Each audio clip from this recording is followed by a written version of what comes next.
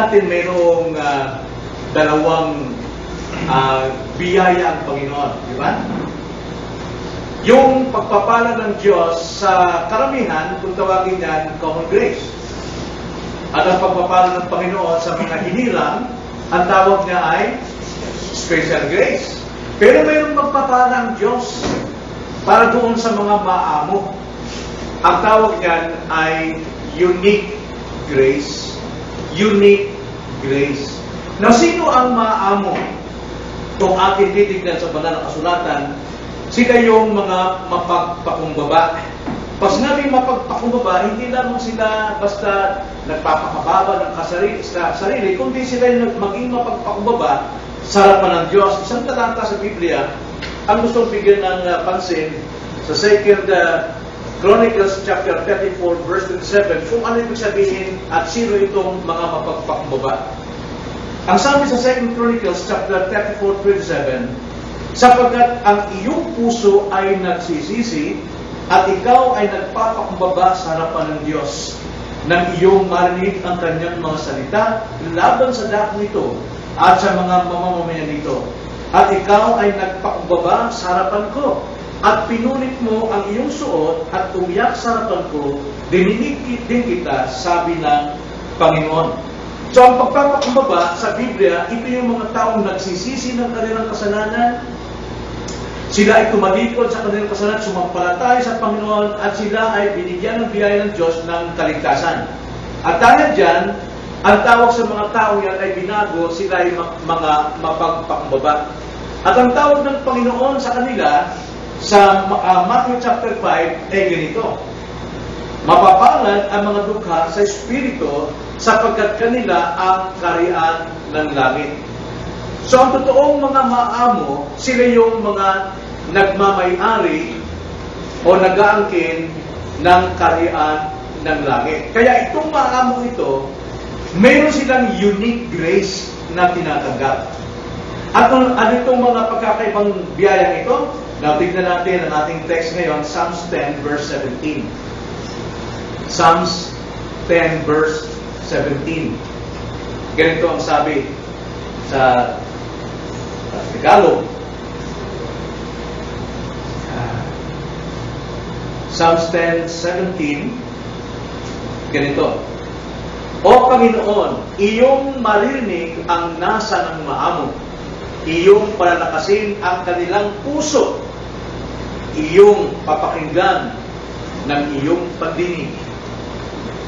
Ito yung unique na pagpapala sa mga maamo. Ano itong mga pagpapalang kaiba ng mga maamo? Nais ko na bigyan natin ng pansin na tinutukoy ng maamo rito ay yung mga taong naligtas. At bawat isa sa atin ay mga taong naligtas, kaya dapat lang na mamuhay tayo sa kamuhan kung gusto nating magkaroon ng unique na pagpapala. So ano yung pagpapala na unique o pagkakaiba o kaibahan sa mga maamo? Mayroon tatlong pagkakaiba. Una, sa ating text, sinasabi na iyong marinig ang nasa ng maamo. Yun ang iba. Yun ang una. Nasa ng maamo ay maririnig ng Diyos. Sa nasa pa lamang ng mga taong maamo, naririnig ng Panginoon ang mga nasa nito. Ibig salita, yung nasa dyan, hindi lang basta pagnanasa, kundi nasa, ibig sabihin, mithiin. Sa Bisaya, pangandoy. Mga inaasahan. Kaya nga lamang, hindi lahat ng mga nasa ay dinidinig ng Diyos. Kahit na ang mga taong mga naligtas. Sapagkat mayroong hadlang. Isaiah 59 verse 1 and 2, hindi bingi ang Diyos sa dalangin. Hindi rin maikli ang kanyang kamay para abutin ang panalangin. Ngunit dahil sa kasalanan, ay tinatakpan ng Diyos o sadyang hindi pinapakinggan ng Diyos ang dalangin. Kaya nga, bagamat maamo tayo dahil sa niligtas ni Kristo, pero kung mayroong kasalanan, hindi rin diringgin ng Panginoon ang kanyang nasa. Dahil ang dinidinig lamang ng Panginoon ay yung mga totoong maamo, mga mapagpakumbaba, mga nagsisisi ng kanilang kasalanan.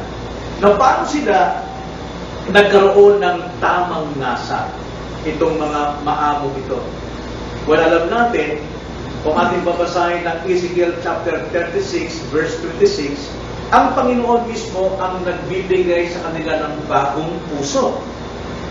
Ang puso nila ay hindi na pusong bato o matigas, pinalitan ng Diyos ng pusong malambot na handang sumunod sa kalooban ng Diyos. Kaya sila ay maaamo. At ang sabi sa Bagong Tipan, sila yung mga bagong nilita. Di ba? 2 Corinthians chapter 5, verse 17. Sila yung mga bagong nilika, mga bagong silang. Kaya, yung nasa palang nila, naririnig na ng Panginoon. Unique yun. Ikalawa, hindi lamang nasa ang marinig ng Diyos, kundi ang sabi sa ating text, iyong palalakasin ang kanilang puso. So ikalawa, puso nila'y pinalalakas ng Diyos. Paano pinapalakas ng Diyos ang puso ng mga maamo? Pinalalakas sa pamamagitan ng pangako, kanyang mga pangako, ng kanyang mga salita. Gaya na sinabi sa Romans 1:17, the righteous shall live by faith. Yung mga taong pinalalakas sa salita ng Diyos, sila yung namumuhay sa pananampalataya. At yung mga taong namumuhay sa pananampalataya, ang sabi sa banal na kasulatan sa Isaiah 40:31, itinuring sila sa isang mabilis at malakas na agila. Sila yung mga naghihintay, meaning to say, naghihintay sa pangako ng Panginoon.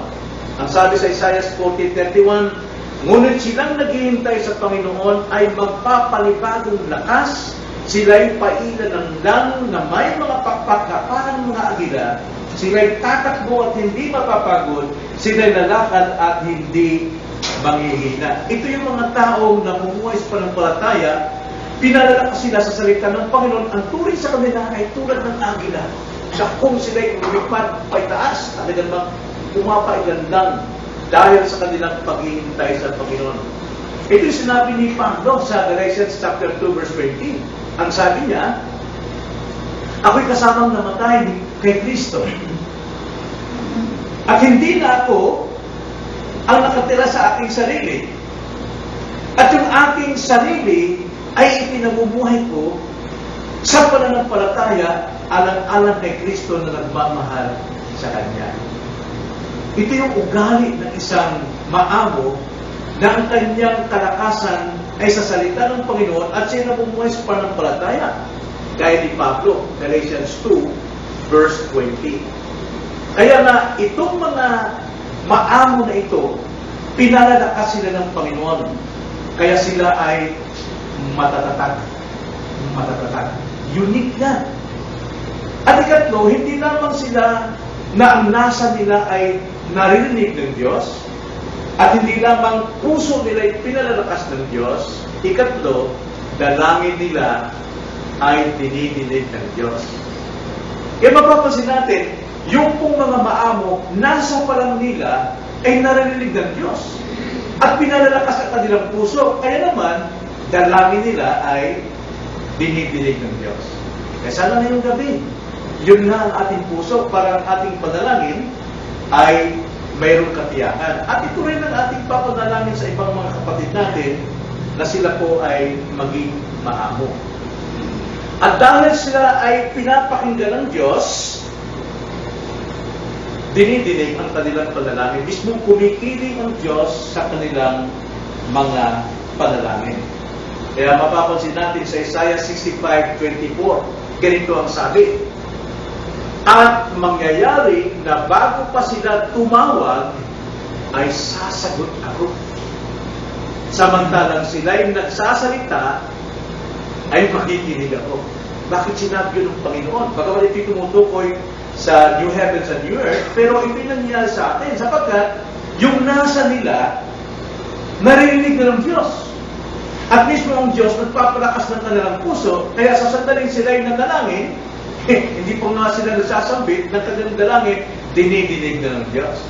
Kaya ang pangako ng Diyos sa Jeremiah 33 verse 3, talagang angkop ito sa mga maamo.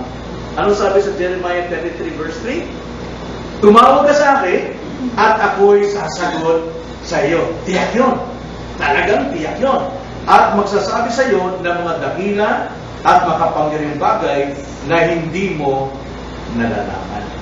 Kaya yan po yung kaigihan na sana'y mabuhay tayo sa kamuan. Bagamat tayo naligtas na, pero dapat pa tayong mamuhay sa kamuan. Paano mamuhay sa kamuan? Nagsisisi ng kasalanan, handang magpatuwid, handang magbago. Dahil siya'y puno ng pananampalataya sa Panginoon, kaya matatawag siyang righteous. Siya live by faith. Kaya ngayong huli, mayroon tayong tatlong katanungan para sa isa't isa sa atin. Maririnig kaya ng Diyos ang iyong nasa? Palalakasin kaya ng Diyos ang iyong puso? Ngayong gabi. Pakinggan kaya ng Diyos ang iyong dalangin?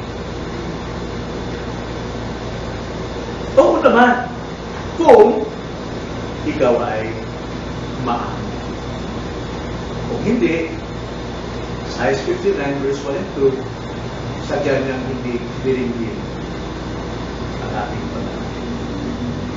Kaya panalangin natin, sana maging maamo tayo sa lahat ng tayo manalangin.